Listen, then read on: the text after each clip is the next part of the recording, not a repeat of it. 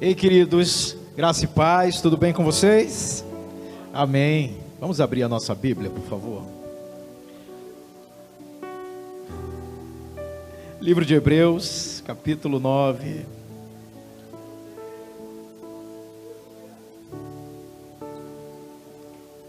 Hebreus, capítulo 9, versículo 22. Quem for encontrando vai dizendo amém. Amém? O povo aqui é bom, hein? Graças a Deus. Também Hebreus é facinho, né, irmão? Se fosse um profeta menor, está ali também. Aí não vale, né? Amém? Diz assim a palavra do Senhor: segundo a lei, quase tudo é purificado com sangue, e sem derramamento de sangue não há remissão de pecado. Amém? Graças a Deus. Queria só abrir um parêntese aqui, queridos, e fazer talvez não precise, mas eu quero fazer isso. Fazer uma breve justificativa. Ontem eu tive que sair antes do término do culto. É porque eu trabalho com festa, né? E tenho feito esse esforço para estar aqui, porque para mim é uma honra e um privilégio muito grande estar com vocês. Mas é correndo para vir para cá, é correndo para voltar para lá, e a esposa fica trabalhando e eu venho aqui. Então, só para os irmãos estarem cientes, né? Cheguei atrasado ontem também, hoje também, mas não é meu hábito chegar atrasado em culto. Eu gosto de chegar cedo e participar desde o início. Amém? Então veja bem, queridos, quando falamos desse tema, que é o sangue do nosso Senhor Jesus Cristo, nós precisamos entender uma série de verdades e trazer ao nosso coração a necessidade desta compreensão. É impossível falar do sangue de Jesus Cristo sem falar da cruz em que ele foi pendurado. E o texto base para esse congresso, que é 1 João 5,8, fala que são 3 os que dão testemunho na terra: o Espírito, né? Vai ser ministrado amanhã sobre o Espírito, a água e o sangue. Ontem falamos da água e hoje vamos falar do sangue. Vivemos em tempos, querido, em dias que mais do que nunca é necessário tomar posse do sangue, porque nós nos deparamos com tragédias atrás de tragédias. Nós estamos vivendo dias em que estamos diante de incógnitas. Interrogações estão postas em nossa mente, na nossa vida. Nós não sabemos bem como será o amanhã. Existem tragédias de nível pessoal, de nível familiar, de nível coletivo. Enfim, quem não conhece uma família que foi atingida por uma tragédia? Se você for olhar nos anais da história, por exemplo, você vai ver que a humanidade, ela está habituada a grandes tragédias, a desastres, a catástrofes. Nós temos tragédias bíblicas, como o dilúvio, tragédias coletivas, universais. Nós temos tragédias como a destruição de Sodoma e Gomorra. Nós temos tragédias como cativeiros, né, ferozes, ferrenhos contra o povo de Deus. Tragédias mais modernas, como o desastre em Chernobyl, que causa danos até hoje e não há previsão de melhora. Tragédias como a Primeira Grande Guerra, a Segunda Grande Guerra, 6 milhões de judeus mortos, dizimados. Você vai entender onde eu quero chegar. Vivemos tragédias mais próximas de nós, por exemplo, como as guerras no Iraque, o conflito no Oriente Médio, a queda das 2 torres. E às vezes nós achamos que não pode jamais acontecer algo pior. Queridos, você pode buscar no teu conhecimento histórico, vivencial, dentro da tua família, dentro da tua comunidade, dentro da tua nação, e você vai achar uma série de tragédias, e fica difícil catalogar qual é a pior tragédia, mas nenhuma dessas é a pior ou foi a pior, porque na verdade tudo que há de mal, tudo que há de ruim, todas as mazelas que nós vivenciamos, todos os males que nos acometem, na verdade, eles são efeitos de uma causa anterior, uma causa principal. Na verdade, todo mal que assola a humanidade, todo mal que vem trazendo esses distúrbios para o nosso planeta, para a humanidade, eles são na verdade um efeito dominó de o que eu chamo da maior tragédia da história, que foi a queda de Adão no Éden. A queda de Adão é a causa de todos os males que nos sobrevêm, todos os males que nos acometem, todas as tragédias que nos alcançam. Talvez você já teve na sua família uma vida ceifada pelo álcool ou pelas drogas, um jovem alcançado pela violência. Talvez você conhece um vizinho, talvez do seu bairro alguém foi ceifado por causa de uma enfermidade mortal. Enfim, tudo isso é culpa do pecado original cometido por Adão, ainda em domínios do Éden. Mas e daí? Você deve estar se perguntando, e daí que Deus disponibilizou a cura? É o sangue de Jesus Cristo para resolver as mazelas da humanidade. Louvado seja Deus. Tem cura, tem remédio, tem jeito. As piores mazelas do ser humano estão dentro dele. Os maiores problemas que nos acometem não são financeiros, porque existem problemas que dinheiro não resolve, não soluciona. Os maiores problemas do ser humano são de cunho emocional, psicológico, familiar. Déficit de caráter e moral elevada, problemas sérios do ser humano, uma inclinação tremenda para fazer aquilo que não glorifica a Deus. Estes são os problemas do homem. Talvez seja chocante eu dizer isso, e a maioria não sabe, mas o ser humano nasce morto e caminhando para o inferno. Todo homem nasce morto, e ele nasce caminhando para ir ao inferno, e depois ser julgado no grande trono branco, e lançado vivo no lago de fogo e enxofre. Como é que resolve esse problema? Nascendo outra vez, e recebendo perdão pelo sangue de Jesus Cristo. Tem que nascer outra vez, porque esse nascimento primeiro não vale. Esse nascimento primeiro gera morte. Esse nascimento primeiro te leva para a sepultura. Esse nascimento primeiro te leva para o inferno. Mas se você nascer de novo, vai morar na glória, vai ser perdoado, vai ser liberto, porque o sangue de Jesus Cristo foi derramado no madeiro. E até o sangue ter sido derramado no Calvário, Deus propiciou a nós, Deus disponibilizou a nós o que eu chamo teologicamente de salvação provisória.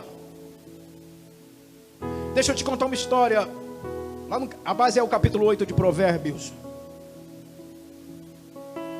Quando Deus ainda habitava com anjos, antes da criação do cosmos, e ele decide criar, ele decide elaborar o projeto criativo, porque o que a maioria pensa é que Deus disse haja e pronto. Não, filho. Antes de Deus criar, ele projeta.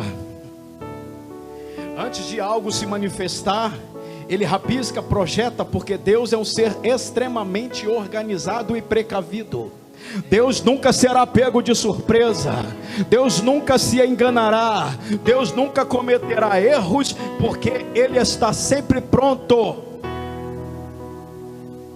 Quando Deus vai criar o mundo, primeiro ele começa a rabiscar o mundo, lá no que eu chamo de o laboratório de Deus, lá no mundo habitável, de acordo com o capítulo 8 de Provérbios. Lá no mundo habitável estava ele e o verbo, que o escritor de Provérbios chama de sofos, de sabedoria. Estava o pai e o verbo, e o texto diz que eles eram como alunos, um aprendia com o outro, ou ele era o seu arquiteto. E lá diz o texto que antes de tudo ser criado, ele estava delimitando a circunferência da terra, ele estava dando limites para as águas do mar, e lá ele estava fazendo os protótipos dos filhos dos homens.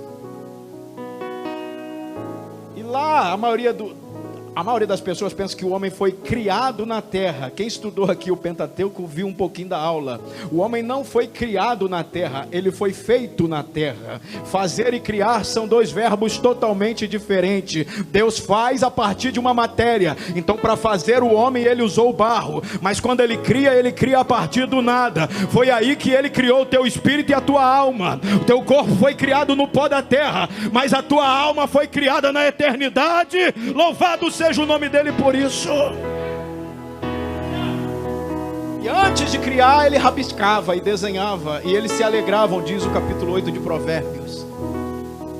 E quando ele, depois de desenhar tudo, todo o cosmo, o planeta, todos os sistemas solares, a galáxia, a nossa Via Láctea, enfim, ele decide colocar a cereja no bolo, que é a criação do homem. E quando ele começa a rabiscar o homem,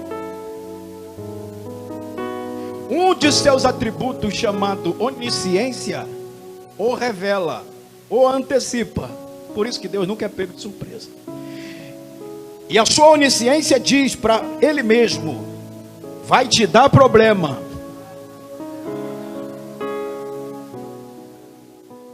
É melhor desistir deste projeto. A onisciência de Deus revelou Adão comendo o fruto da árvore do conhecimento do bem e do mal. A onisciência de Deus revelou Adão caindo nas artimanhas de Satanás dentro do Éden que ele criaria. A onisciência de Deus revelou de antemão que esse homem entregaria de bandeja para Satanás todas as riquezas que Deus daria nas mãos dele para ele administrar. A onisciência de Deus revelou de antemão que não valeria a pena tal investimento, porque seria tempo e projeto jogado fora. E se eu fosse Deus, eu pegava esse projeto, jogava na lixeira e começava um outro.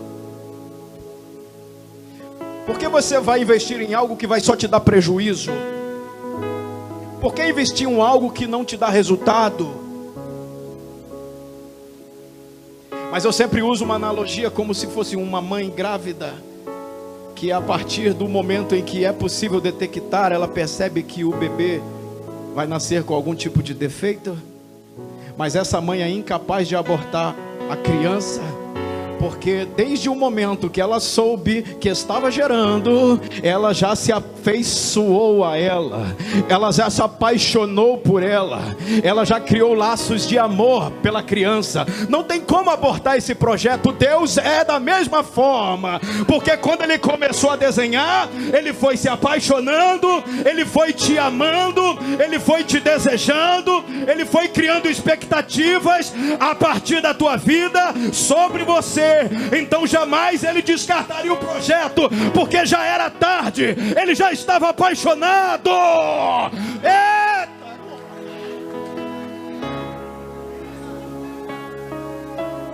Então como resolver isso? Um outro atributo de Deus, um outro atributo divino entrou em ação: a sua presciência. O pré-gnosco, a presciência de Deus entrou em ação. A presciência é o atributo divino que trabalha no futuro. Quando a onisciência disse: vai pecar, vai cair, vai se escravizar, vai entrar em condenação, a presciência disse: não tem problema, a gente sacrifica o cordeiro desde a fundação do mundo. Você não entendeu, né? Senão você tinha glorificado o mais alto. O que eu estou te dizendo é que antes de você nascer, antes de Deus te criar, Ele já tinha um plano para te redimir, para te levar para junto dEle. E neste projeto estava o sangue de Jesus Cristo, para pagar o preço estipulado pela queda do homem através de Adão.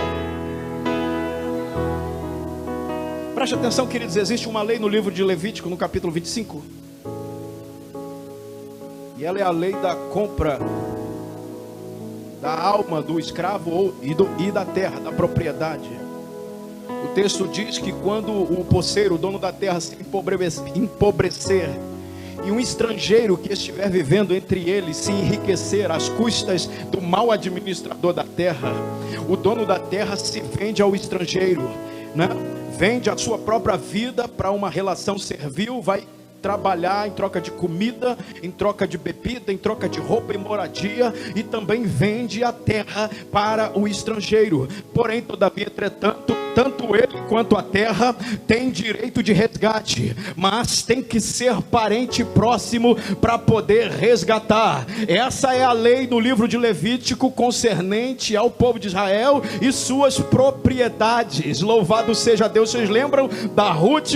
A Ruth, ela foi comprada por Boaz, e também a terra foi comprada por Boaz, a terra do falecido, porque ele ficou pobre, miserável, morreu, ela não teve filho, ficou à mercê dos estrangeiros. Então Boaz vai comprá-la, porque era a regra, era a lei. Então, quando isso acontecia, era o que nós chamamos de Goel, o remidor, o parente remidor, o parente comprador, o parente que tem o poder de compra, que tem o direito legal da compra.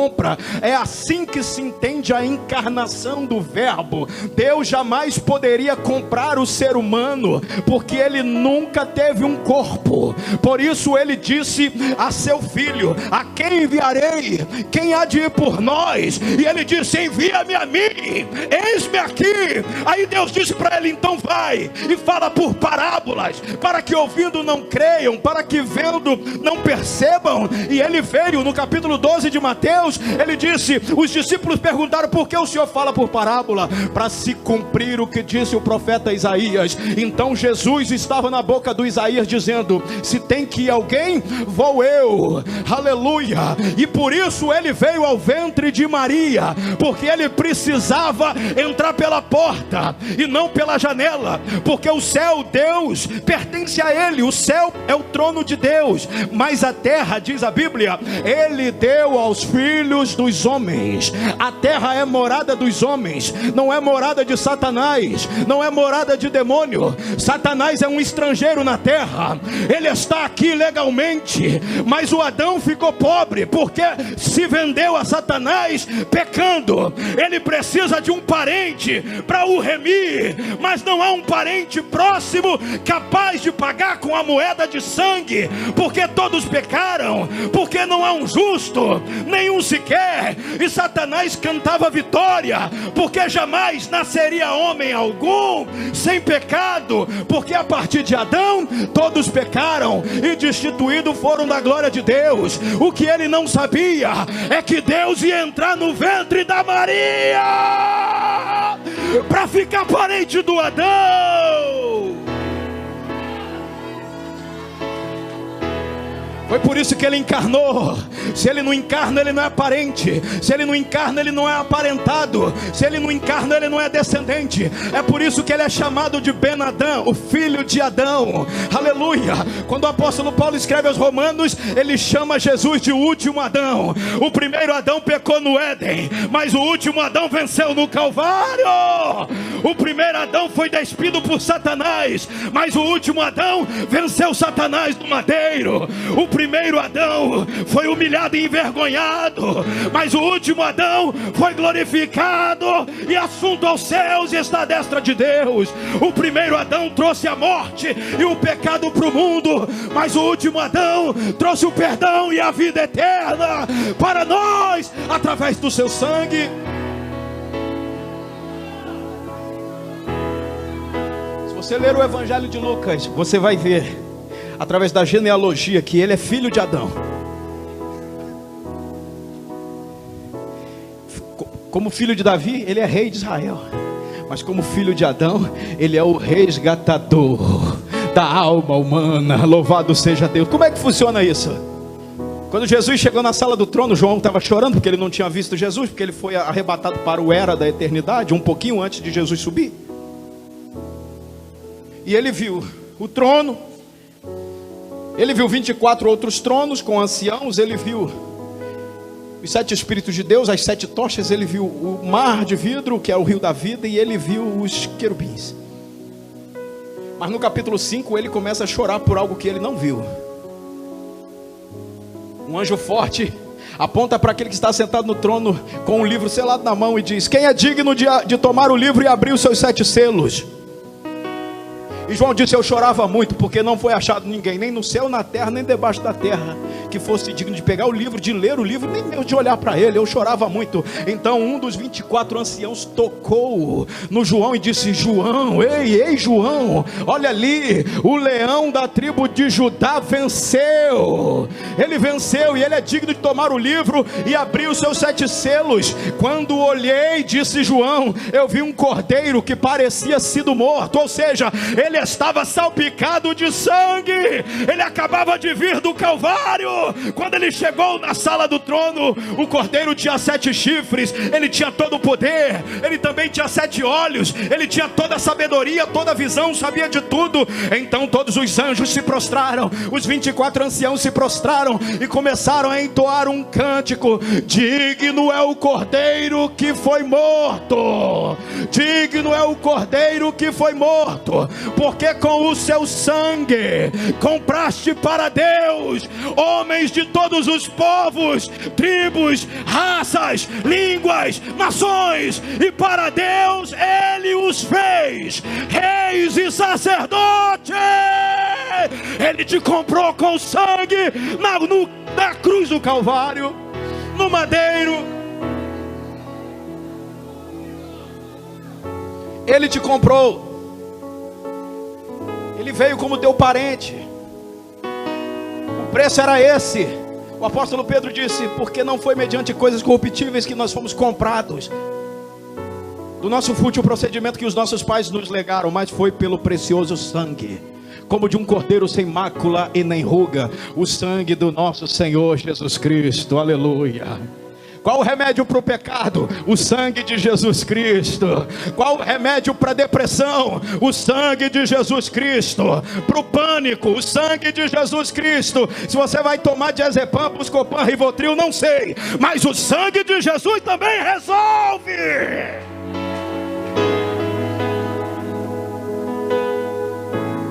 Então Deus proveu meios de salvação, meios provisórios, durante toda essa jornada de Israel, até que chegasse o Messias.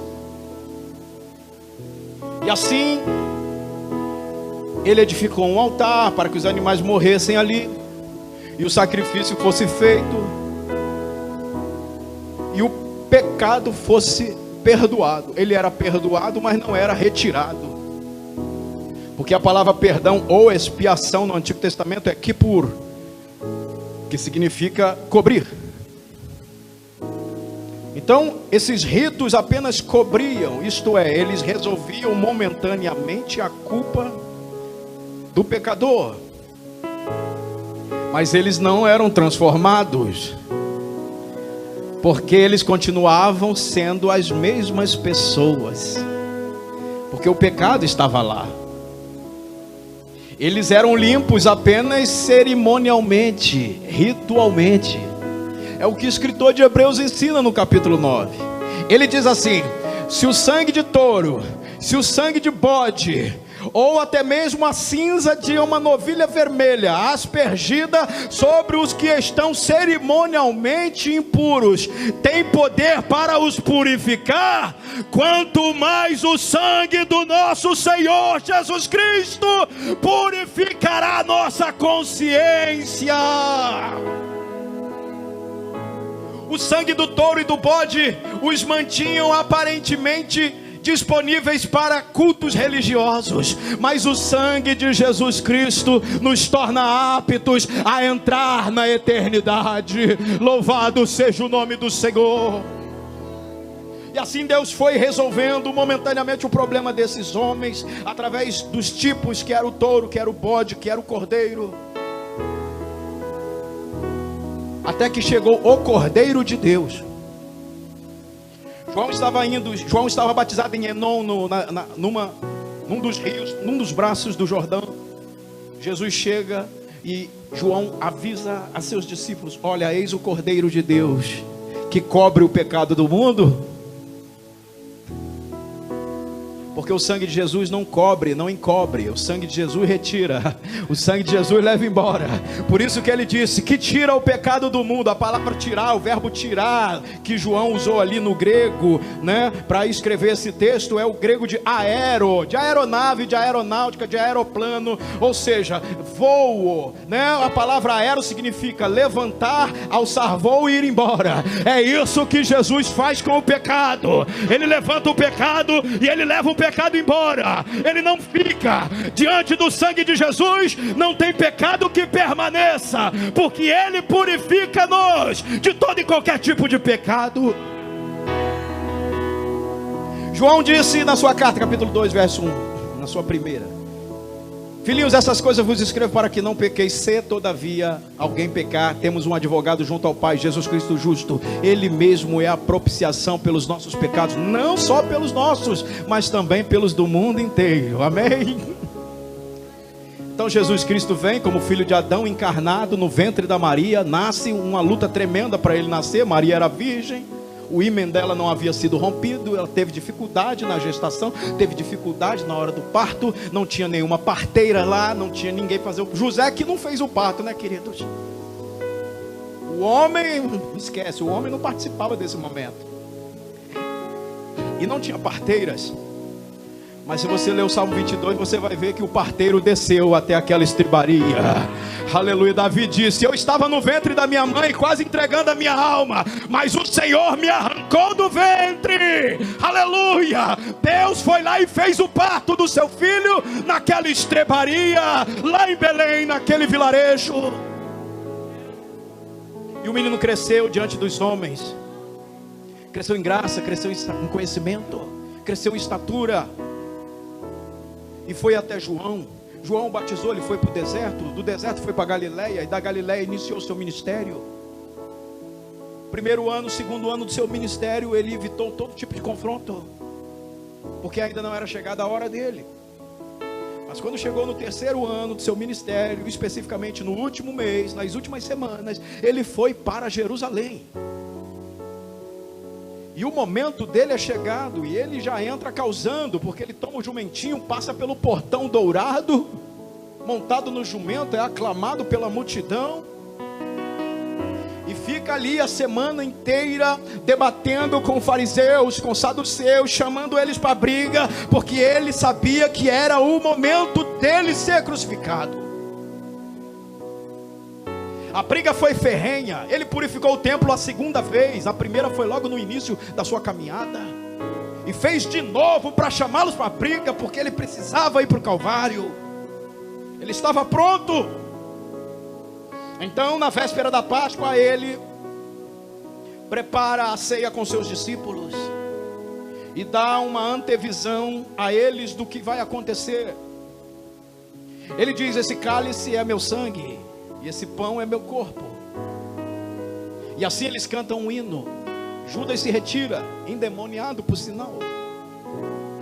Ele vai para o Getsemane. E lá no Getsemane ele está com 11 discípulos, pastor, porque Judas não está lá.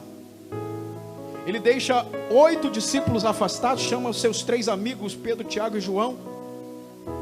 E ele disse: venham cá comigo. Então ele separou o grupo em 2, 8 e 3. E depois ele disse: fiquem aqui que eu vou ali.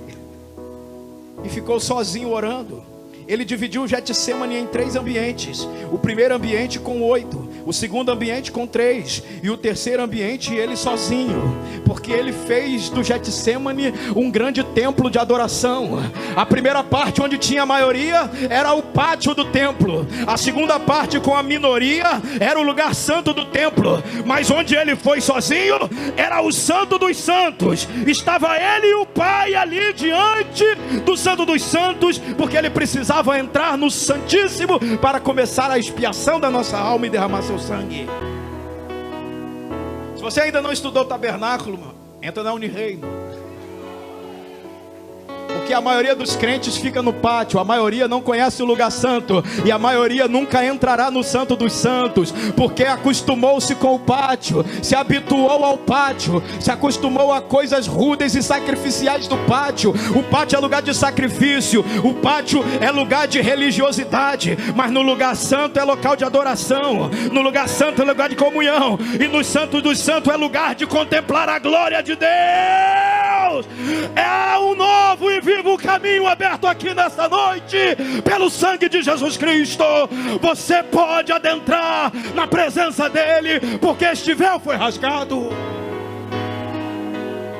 Os 3 começaram a dormir, e Jesus começou a orar, e começa uma luta com ele mesmo, com o homem Jesus, porque dias antes ele esteve no Monte da Transfiguração, e Moisés e Elias vieram trazendo novas do Calvário. Você leu o livro de Lucas? Eles vieram trazendo as notícias do Calvário.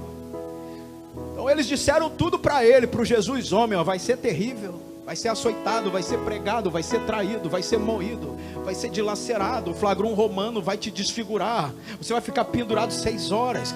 O Elias e o Moisés vieram trazendo as notícias do Calvário. Então Jesus vai orar e começa a dizer: Pai, se possível, passa de mim esse cálice. Pai, passa de mim esse cálice se for preciso, mas que seja feita a tua vontade. E a gente pergunta: qual é a vontade de Deus? A vontade de Deus está lá no livro de Isaías, no capítulo 53, quando ele disse que Jesus era a raiz, sem forma, sem aparência, sem formosura, né? Aquele que era a raiz de Davi, né? Ele diz no livro de Isaías 53: quem creu em nossa pregação, a quem se manifestou o braço do Senhor, porque ele foi subindo como renovo perante ele. Ele não tinha parecer nem formosura, olhando nós para ele, nenhuma beleza víamos, para que o desejássemos. Ele era desprezado e mais indigno entre os homens, o homem de dores e experimentado no trabalho. Verdadeiramente ele levou sobre si as nossas dores, e o nosso pecado tomou sobre si, mas nós o considerávamos como aflito, ferido de Deus e oprimido. Mas como uma ovelha muda, ele foi levado aos seus tosquiadores, como ovelha diante do matadouro, ele não abriu a sua boca. E aí vem a vontade de Deus, porque Isaías disse assim: porque era da vontade de Deus moê-lo e fazê-lo enfermar, mas ele então veria o trabalho das suas mãos e ficaria satisfeito. Ele está perguntando: qual é a tua vontade? Faça a tua vontade. Ele não quer momentaneamente o Calvário, o corpo dele não quer o Calvário. E ele começa com o Pai, ele fica orando. E Jesus estava muito debilitado emocionalmente, fisicamente, psicologicamente. E quando ele orava, as dores, os vitupérios, a vergonha do Calvário eram expostas diante de seus olhos. E o homem Jesus, repita essa frase, o homem Jesus dizia: Senhor, é possível passar de mim esse cálice sem que eu beba? Só o Evangelho de Lucas relata. Parece que o homem Jesus estava perdendo a batalha. E não se atribule com isso. Jesus, homem. O sangue de Jesus fala do Jesus, homem. Mas quando seu pai viu aquilo, a Bíblia diz que ele fez uma convocação urgente no céu, porque ele tem anjos disponíveis 24 horas. E ele disse: por favor, anjos, depressa. E um anjo se apresentou mais rapidamente. E ele disse: desça agora, Para onde? Getsemane. Desça ao Getsemane. Só o Evangelho de Lucas revela a presença do anjo no Getsemane. Então o anjo do Senhor desceu no Getsemane, e a Bíblia diz que foi para fortalecê-lo. A tua Bíblia talvez diga para consolá-lo, mas Jesus não precisava de consolo, ele precisava de ânimo, ele precisava ser fortalecido. Então o anjo chegou e ele entregou uma mensagem que fortaleceu o Senhor. Ele entregou uma mensagem que depois que ele foi embora, o Senhor Jesus começou a orar mais intensamente e começou a sangrar, queridos. É só você ler. Jesus antes da chegada do anjo era um, Jesus depois da chegada do anjo era outro. O que é que esse anjo veio falar com ele? O que é que esse anjo trouxe do céu que mudou todo o quadro da nossa redenção? Eu imagino que ele deve ter vindo com uma mensagem poderosa e disse: meu Senhor, teu pai mandou-me vir aqui, e o teu pai me disse que quer te lembrar de que a vontade dele é moê-lo e te fazer enfermar, mas ele manda te dizer também que depois disso tudo você vai ver as obras das tuas mãos, o trabalho que você realizou, e você vai ficar satisfeito. Aleluia. Teu pai manda te dizer para te lembrar do acordo, o acordo que tu fizeste com ele na eternidade passada, porque o livro de Hebreus no capítulo 12 diz: olhando para Jesus, autor e consumador da nossa fé, o qual pelo gozo que lhe foi proposto suportou a cruz e desprezando a afronta se assentou à destra de Deus. Ei, Jesus Cristo veio a esse mundo porque ele teve uma proposta de seu pai. Aleluia. Ele disse: meu filho, você vai, mas uma recompensa te espera. Tem um gozo que eu proponho a você, então você suporta a cruz e eu te dou esse gozo. Aleluia. Ele veio lembrar o Senhor do acordo, da proposta. Então o anjo disse: olha, meu Senhor, a proposta, lembra? Ele vai te dar uma recompensa, ele vai te dar um gozo, porque se você não for para o madeiro, se tu não fores para a cruz, o diabo continua senhor de tudo e todos. Se você não for para a cruz, o pecado continua escravizando o ser humano. Se você não for para a cruz, o homem continua destituído da glória de Deus. Se você não for para a cruz, a morte vai continuar ceifando todos os homens. Se você não for para a cruz, o jardim continua fechado. Se você não for para a cruz, não há eternidade para a humanidade. É necessário que tu vais até a cruz, porque a recompensa será grande. Então ele, diz o texto, começou a orar intensamente quando o anjo foi embora, e ele disse: Senhor, meu pai, cumpra-se a tua vontade, faça o teu propósito. E ele começou a orar de forma fervorosa, começou a orar intensamente. Os seus poros começaram a se dilatar, os vasos sanguíneos começaram a romper, e ele começou a sangrar ali mesmo. Ele nem quis esperar mais o Calvário. Eu vou iniciar agora a obra da expiação. E ele começou a suar gotas de sangue, e o sangue foi caindo na terra, e a terra que era amaldiçoada foi sendo remida pelo sangue do Cordeiro de Deus. Aleluia. Então ele se levantou, acordou os três e disse: vamos embora, vamos, o traidor já vem, eu preciso ir para o Calvário.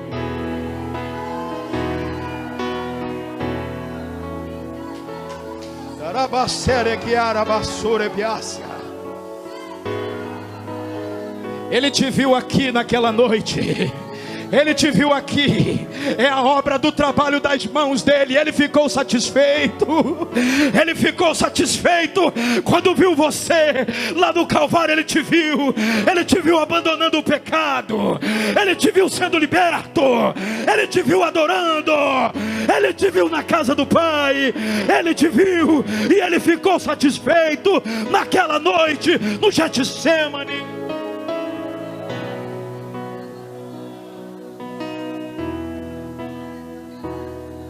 A partir dali o sangue começa a ser derramado, porque eles chegaram com porretes.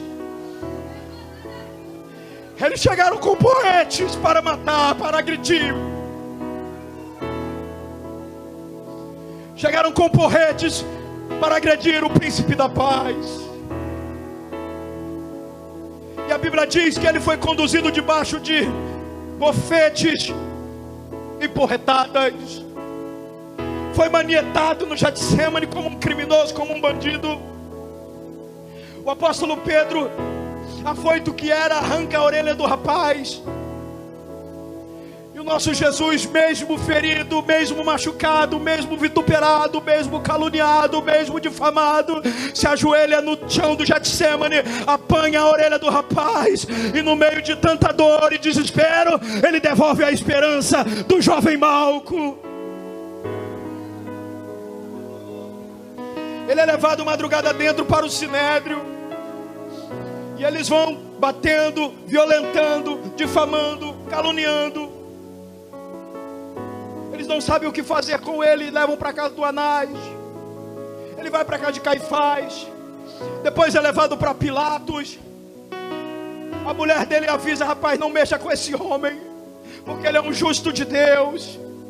Tive tormentos a noite inteira sonhando com este homem. Então o Herodes, que estava de passagem na Judéia, Pilatos lembrou que ele era da Galileia, região do Senhor Jesus, e ele enviou Jesus para o Herodes. Então o Herodes olhou para o Senhor Jesus e liberou a expressão dizendo: não vejo neste homem nenhum crime nenhum, porque ele é o Cordeiro inocente. Então ele foi devolvido para o Pilatos, e o Pilatos o enviou para o Gabatá, o Litróstotos, o Gabatá, o pavimento de pedra. E lá no Gabatá tinha um tronco romano de 1 metro mais ou menos de altura.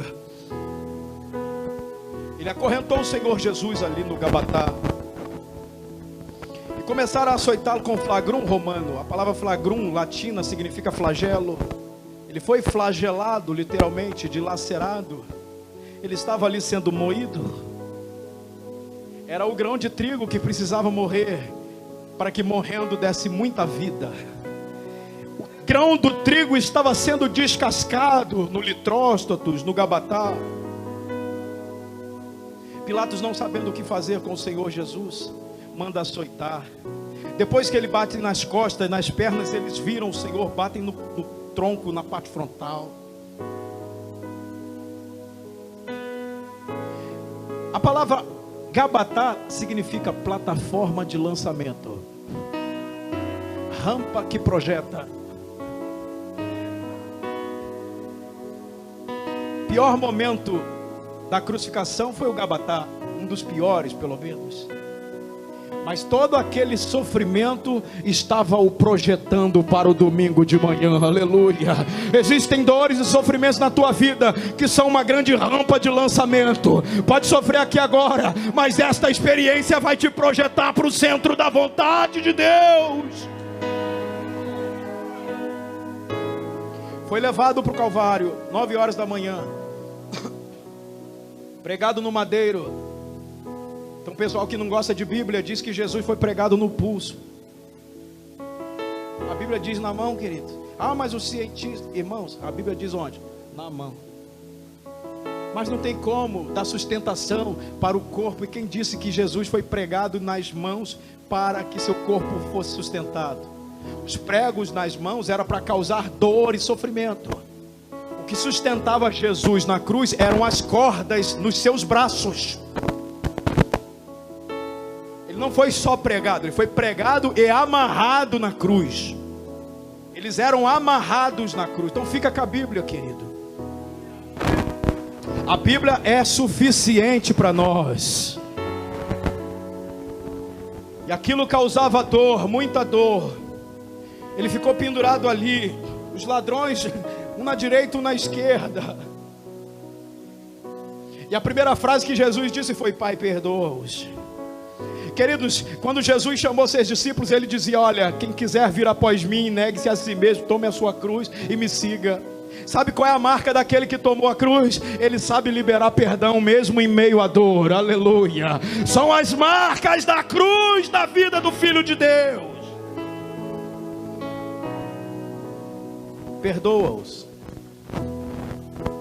Ele disse: Pai, tenho sede, tenho sede. Ele disse, porque aquele que está na cruz, irmãos, aquele que tomou a cruz, ele sempre vai ter sede de Deus, sempre terá sede de Deus.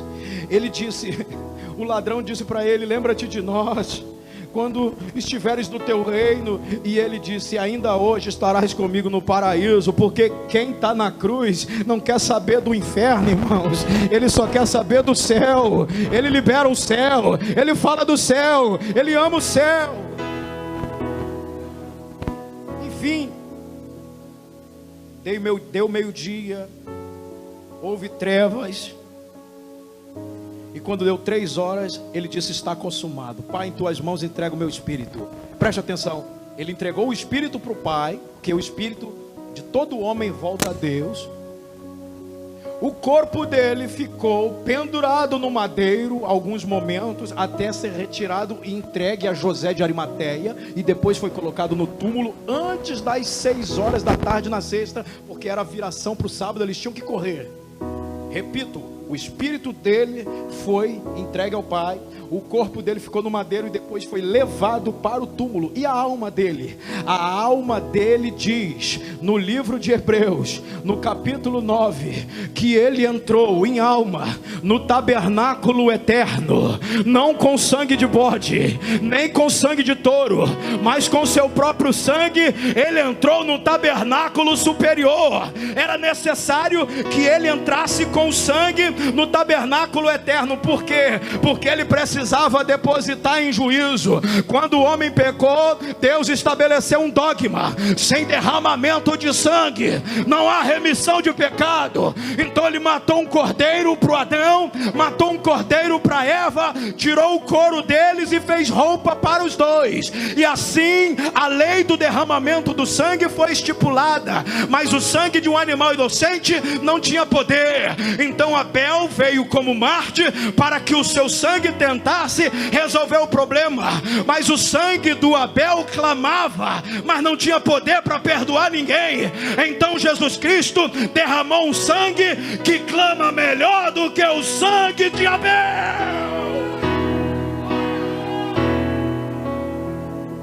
Ele entrou com seu sangue no tabernáculo eterno.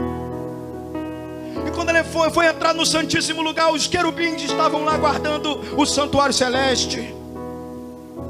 E ele precisava passar pelos querubins, porque quando Deus baniu Adão e Eva do Éden, ele colocou querubins na entrada do Éden. Quem tentasse passar pelos querubins seria atravessado pela espada flamejante que estava na porta do Éden. Não tem como entrar no Santíssimo e colocar o sangue lá sem passar pela espada e pelos querubins. Foi por isso que quando José e Maria foram apresentar o Senhor Jesus no templo, o Simeão que estava ali disse: olha, esse menino vai ser a cauda do soerguimento de muitos e queda de outros. Ele vai ser grande, mas uma espada vai atravessar a sua alma. Aleluia. Uma espada atravessará a sua alma. Foi por isso que no Salmo 22, Davi, profetizando como se fosse o Messias, ele disse: Senhor, livra a minha alma da espada. Ele precisava entrar lá, irmãos.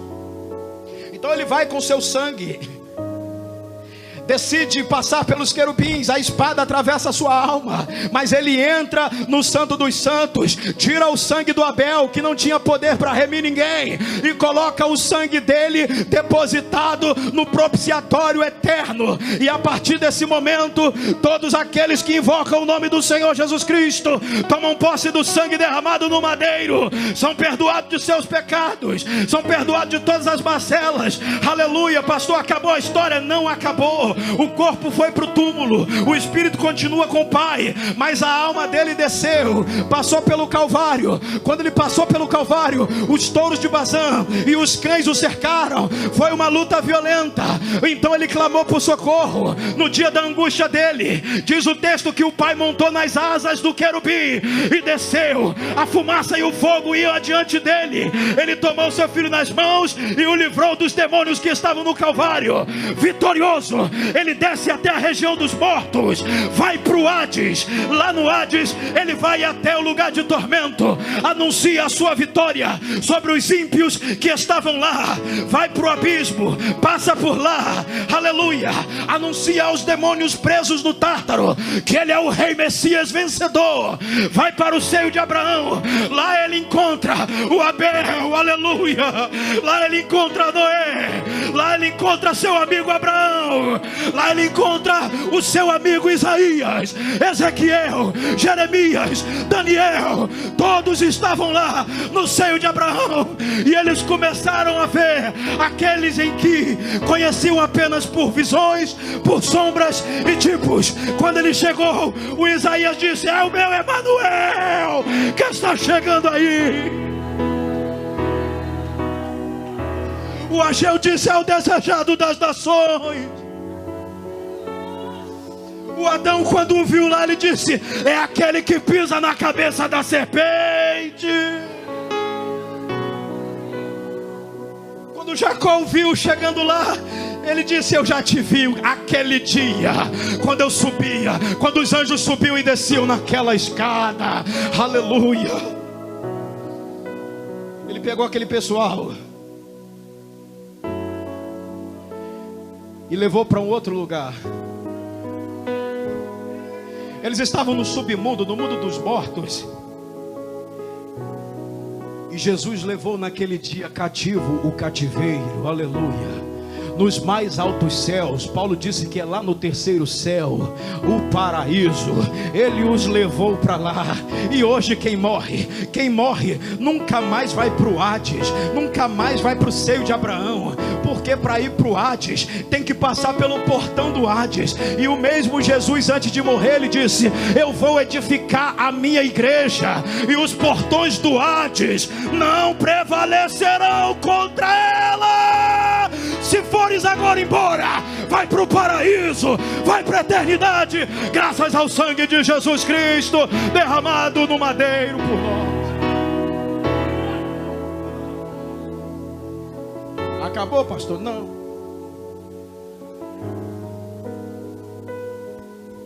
O corpo dele estava lá no túmulo, e lá estava a morte também, a morte toda enrolada. Que a alma que pecar, essa morrerá, porque o salário do pecado é a morte. Só que nesse dia de sexta-feira ela cometeu um equívoco muito grande. Ela ceifou a vida de um justo. E a lei de Moisés diz: aquele que cumprir toda a lei, por ela viverá. Aleluia. Aleluia. Se você ler o livro de Atos, todo o livro de Atos, você vai ver uma coisa interessante. Todos os apóstolos dizem que quem ressuscitou Jesus foi seu próprio Pai. Ou seja, no livro, no dia da ressurreição, o Deus Todo-Poderoso foi até Jerusalém, e foi Ele que virou a pedra, o anjo só sentou em cima dela. Foi o Pai, o Todo-Poderoso Deus, que abriu a boca do túmulo, e Ele disse como Jesus disse para Lázaro, ele disse: meu filho, vem para fora. O corpo dos homens, a partir do momento que morre, alguns até mesmo antes de morrer, já começa a entrar em estado de putrefação, decomposição. Quem trabalha em UTI sabe disso. O pessoal está lá, a cama já está morrendo, a pele está morrendo, a carne está morrendo, mas está vivo ainda. Quando morre, meu amigo, as bactérias são acionadas, o corpo da pessoa começa imediatamente a apodrecer, as pupilas ficam dilatadas, o cabelo começa a cair, a carne começa a descascar, e pus e água, o líquido começa a querer sair, é um negócio, um mau cheiro é despertado. Engraçado, o Lázaro há 4 dias estava podre, fedendo. Fora da tumba o cheiro era forte, tumba lacrada com pedra, fora da tumba o cheiro era forte. Mas com Jesus não, queridos. Sabe por que não? Sabe por que não? Sabe por que não? Porque a morte não tinha poder sobre o corpo dele. A morte não tinha poder para tocar no corpo dele. Ela cometeu um equívoco, ela cometeu um erro. Ela não podia ter tirado a vida dele, porque só Ele pode dar a vida e a reaver. Só Ele. Então o que aconteceu com o corpo dele? O salmista Davi, quando profetizou a morte e a ressurreição do Senhor Jesus, ele disse: tu não deixarás a minha alma na morte, e nem permitirá que o seu santo veja a putrefação, ou a decomposição, ou a corrupção. Os apóstolos, quando vão pregar em Atos, eles dizem isso: Deus não deixou a alma dele na morte, e nem o corpo dele sofreu decomposição. Ele continuava perfeito, como na sexta-feira. Não tinha nada de errado, a não ser as marcas do flagrum. Não tinha nenhuma bactéria, não tinha nenhum fedor, mau cheiro, nada. Ele estava intocável desde sexta-feira, porque quem morreu ali não foi o filho de Adão. Eles tentaram matar o filho de Deus e se deram mal. Então ele surge retumbante da tumba, cantando o hino da vitória, dizendo: ó morte, onde está a morte, a tua vitória? Ó inferno, onde está o teu aguilhão?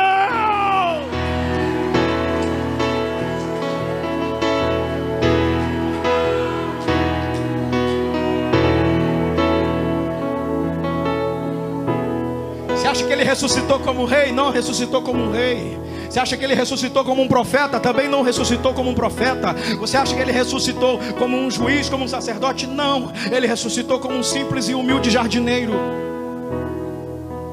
Porque quando a Maria olhou para ele, ela achou que era o jardineiro. Era mesmo, porque o jardineiro é o dono do jardim. Aleluia. Ele é o dono do jardim. Aleluia.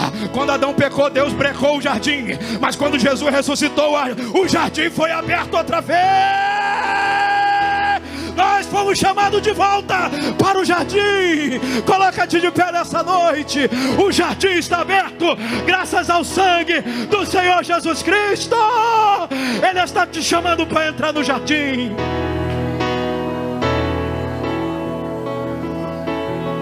Ele é o jardineiro. A palavra jardineiro em grego é Kipuros, o dono do jardim. Aleluia. O jardim é dele. Você sabia que a igreja é um jardim fechado? Aleluia. Por isso que Jesus não é a rosa de Saron. A rosa de Saron é a igreja. Jesus é o jardineiro de Deus.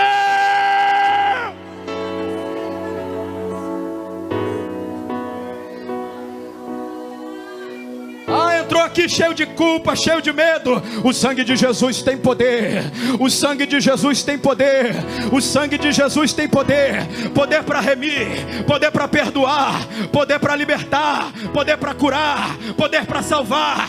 Tem poder o sangue de Jesus. Não há remissão de pecado sem derramamento de sangue. O sangue foi derramado no madeiro de uma vez por todas, no sacrifício perfeito. Não adianta mais sangue de touro, sangue de bode. É o sangue do Cordeiro de Deus. Este sangue sim tem poder para nos remir de todos os nossos pecados. Aleluia. Hoje é noite de purificação e remissão. Não importa o que aconteceu com o teu passado, filho. Teu passado não importa para Deus. Teu passado foi resolvido no madeiro. Teu passado foi solucionado na cruz. Ah, mas Satanás me acusa. Deixa acusar. Quando ele te acusar, manda ele no madeiro, porque o escrito da dívida que pesava contra nós, em ordenanças que nos eram contrárias, ele arrancou inteiramente, cravando ela na cruz. Colossenses 2,14.